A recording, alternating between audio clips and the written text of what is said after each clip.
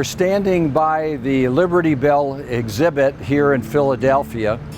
The Liberty Bell, of course, represents the aspiration of freedom going back to the Pennsylvania Provincial Council that used Leviticus 25:10, proclaim liberty throughout the land to all the inhabitants thereof, to celebrate the Jubilee year, 50 years of William Penn's Charter of Privileges. And of course, the Jubilee year comes right from Leviticus 25. But there's another great Old Testament text that we want to keep in mind as we stand here in Philadelphia and think about freedom. And that's George Washington's favorite Bible verse. Here we are with this beautiful vine that's giving a shade on a very hot July day today while we're talking to you. This vine represents, if you will, that message that says, every man will sit under his own vine and fig tree, and there will be none to make them afraid. That verse was a vision of a peaceable kingdom yet to come, where every person could sit down in the shade of his own home on his agricultural blessings, having food and shade, and not worried about some Gestapo, some Nazi, some enemy of the state, some enemy of your religion persecuting you. You could sit quietly and enjoy your peace. Washington loved that verse because, first of all, it became the symbol of his agricultural delight, Mount Vernon, the place where he was creating all of his inventions that it would use to make better farming possible. He always saw himself much more as a farmer than as a soldier. He wanted to be at Mount Vernon, at his vine and fig tree, but he never could get there. America saw him as the indispensable man. They sent him to war. They sent him to government. They sent him to solve problems.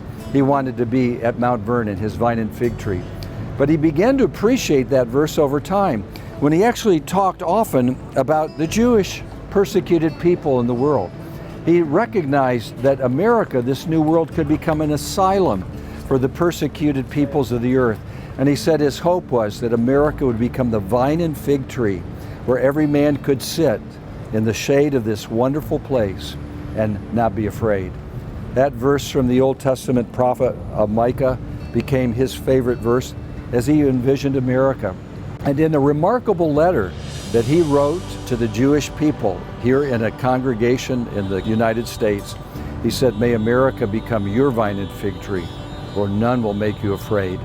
So it's appropriate here in Philadelphia under Penn's charter, where the oldest continuously occupied Jewish synagogue is present because of the freedom of Penn's charter, the place where the First Amendment was adopted to protect everyone's conscience from the government, that we can stand by the Liberty Bell exhibit and see this vine and remember that this is what Washington wanted us to have. Here I am, I'm outside in public property, and I'm talking about my faith in the gospel and the Word of God and America's history and connection with the Bible and the Christian faith. And I'm not afraid that anyone will do anything to take away my freedom. This is what America is, and it's the great gift to the world. George Washington's favorite Bible verse ought to be close to your heart too.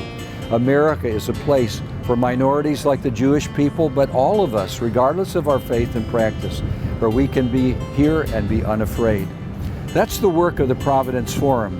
We hope that you know more about our faith and freedom commitment. We have this guide that's available. We have a downloadable free app called our Faith and Freedom Guide, the Tour of Philadelphia. You can go online, providenceforum.org, and learn more about what we're doing. We hope you become our friends and share the message of God's providence, how the Bible has shaped American history and shapes us by our Judeo-Christian values to this day. And so, thanks for listening, and this is Providence Today.